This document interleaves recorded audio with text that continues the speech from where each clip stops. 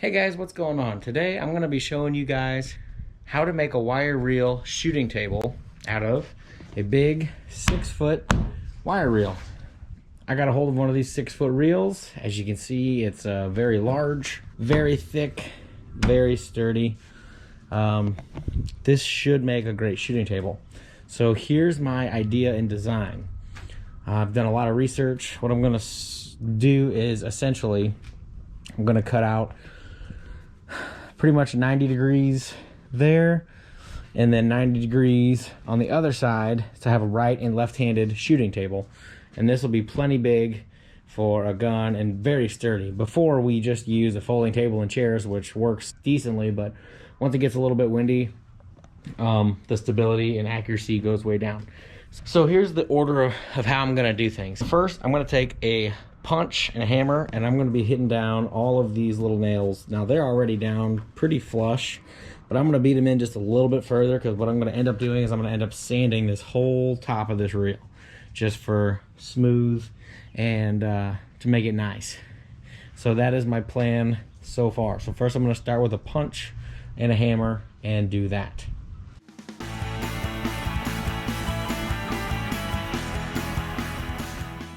Okay, after you get all of the nails punched down, that's gonna make it so you can sand the top later and not go through 100 sanding belts. So after I get all the nails punched down, I'm gonna start using this framing square and getting exactly where I wanna cut this reel out, mark it out with a pencil, and I'm gonna be cutting through the Sawzall.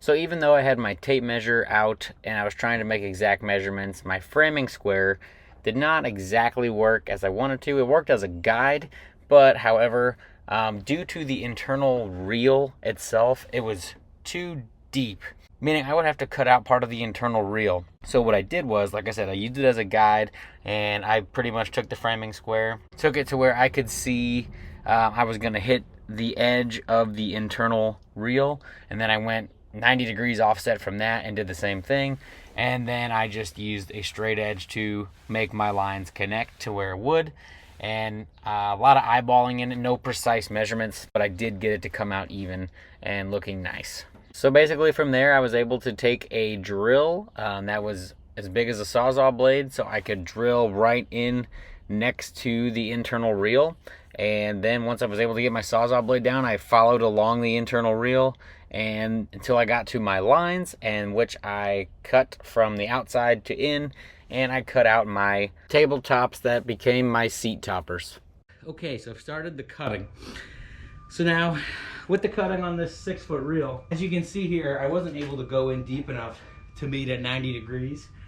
So I went in where I thought would be plenty far this way and plenty far that way, and then I got to the edge of the inside reel, and then I took my drill and drilled right along the edge of that, and from there I made it big enough where I could get in with my Sawzall and tried to stay as close as I could to the inner reel. When I'm all said and done, I'm gonna have to go through all this with a sander, and I may even touch this up with the Sawzall to get a little closer to that inside board, but that way it's all held together and it's gonna look really nice when it's all said and done. Okay, also, before I was cutting, I had to do some measuring. So I had to figure out, with a 6-foot reel, you think you could go 2 foot, 2 foot, 2 foot.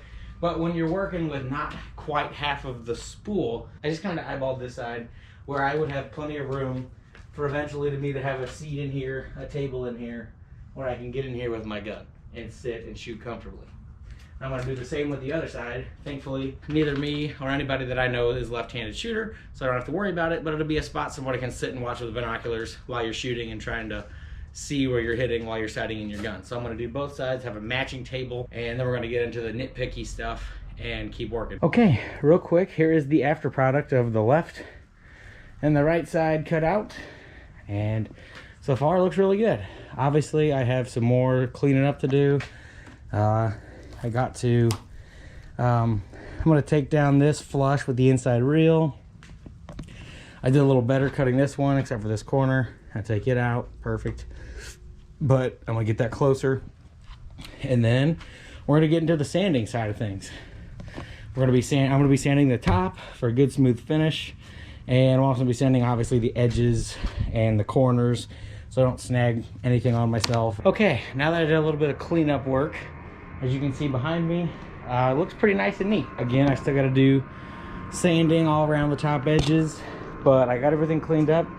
I'm going to, I didn't know if I was or not, but I'm going to actually use these two top pieces that are still nailed together from the original design. They're nice and sturdy and thick.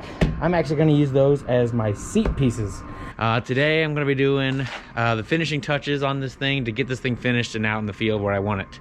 So today I got a little small hand sander that I purchased. It's only like 20 bucks, and all it's really doing is smoothing up these edges. I'll kind of show you. Here's the side I have not done. Got all these little kind of obviously sharper edge, more little prickly splinters standing up, and really the top of this reel is in really good shape. I'll probably still go over the whole thing, and any spots that really just are sticking up, I'm not looking for perfection on this reel. I'm going to be setting this thing in the field, and it's going to have a good sealant coat so rain just doesn't completely wreck it. I know over time everything kind of breaks down, but so it lasts as long as it possibly can.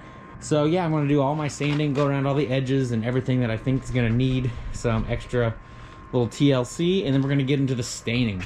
It's a stain slash seal, so I'm looking forward to getting that, and then I'll kind of update you guys on the seats and how I'm doing those. But my final product won't have the seats on until I move this thing to its final resting place, so for traveling purposes. Stay with me as I do a little bit of edge sanding and kind of get the finishing touches on this shooting table.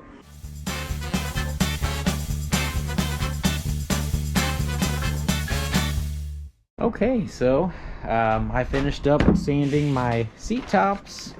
The edges, the inside edges, very smooth, very nice. Oh goodness, that's nice. It's going to be really comfortable and nice to be able to lean up against and not worry about my sweatshirts or shirt snagging. Kind of give it that nice finishing touch. So now we're going to move into, I'm going to start cutting my actual post, which I'm actually just two pole pieces that I'm going to use, and cut to size to make seats, which I will screw to the bottom of that, and these will sit on top of them. So now I have to find the correct height for me that I want to be able to sit on these benches while I shoot. Okay, so here is the first seat.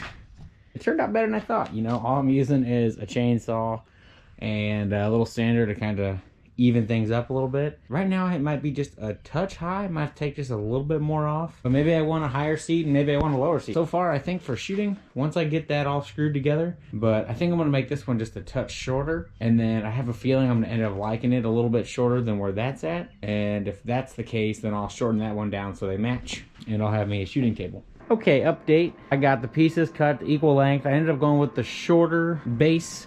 I liked it a little bit better. My feet are just barely touching the ground, sitting on top of it in the seat. So here's my plan. I'm gonna get all this stuff moved. I'm gonna clean this really good, blow it off, sweep it off, make sure there's no residue or sawdust left on top of my reel and seats and bases, and then I'm gonna start staining. So I'm planning on at least doing 2 coats, possibly a 3rd coat. We'll see. I gotta look at the consistency of the seal, and we'll see. I'm no expert handyman by any means. I mean, I pretty much roughed everything. I used the chainsaw for a lot of my measurements. I made these cuts with a Sawzall with no guides, no measurements. I just kind of eyeball it and give it my best go, and I think it's going to turn out okay. It's going to turn out good enough for what I'm going to use it for.